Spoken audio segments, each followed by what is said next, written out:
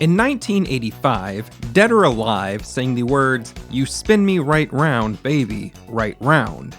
That song is about trying to get laid, but nearly 40 years later, the concept of being spun around, much like a record, has been taken quite literally by the developers behind Orbital Bullet, a new roguelite action platformer that utilizes a 360-degree level design. Hidden Machine was recently given a review copy of this game, and I'm Matt Hall here to give you my first impressions of Orbital Bullet. Basically, instead of moving around like you'd expect to in a traditional side-scroller, the players, enemies, and projectiles in Orbital Bullet all move along a circular path.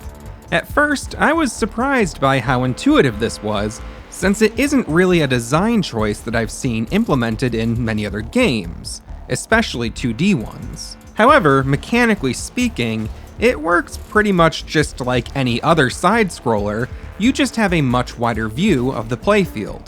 The way that each section takes place on a loop like this is very reminiscent of the way that a lot of old arcade games would take place on a similar loop, with players, enemies, and projectiles exiting one side of the screen and immediately reappearing on the other.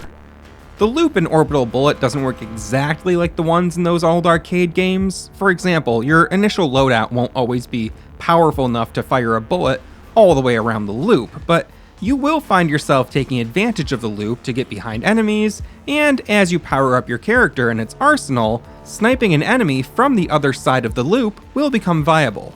If you get tired of shooting enemies, you can also jump on them and deal damage that way, which is another feature that reminds me a lot of many older arcade titles. You rack up combos by defeating enemies without taking any hits, and these combos are used to unlock certain treasure chests and things found around the levels. So you jump around, roll around, and shoot stuff. And aside from the combat, Orbital Bullet offers a lot of the upgrades and perks that one would expect from a roguelite shooter.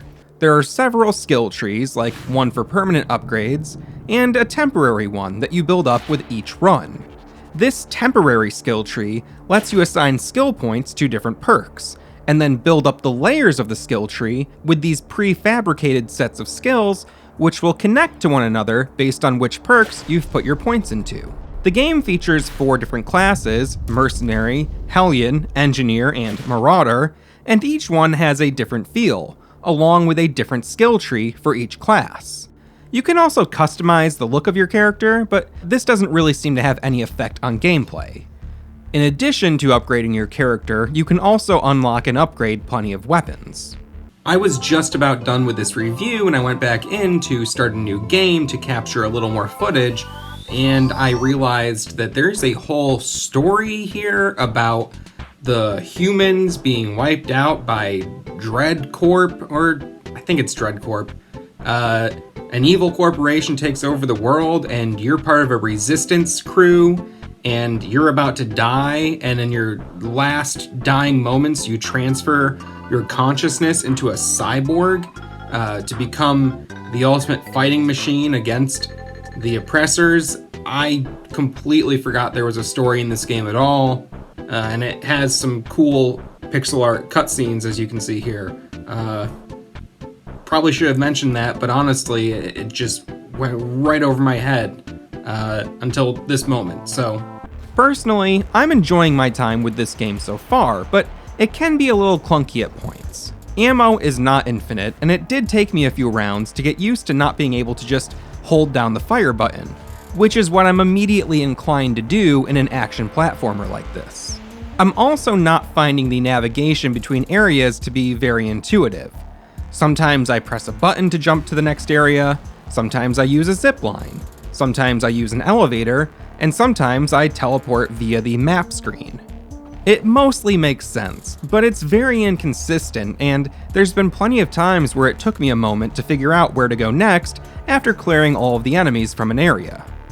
That said, those are very minor complaints, and in general, Orbital Bullet is a fun game that I think has a lot of potential to satisfy fans of roguelite platformers.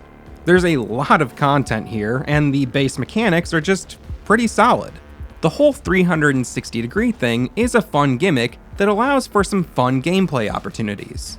Currently, I'm still grinding away at the earlier stages and have yet to complete a successful run. But so far, each new area that I've encountered has brought its own set of new challenges that I'm having fun taking on.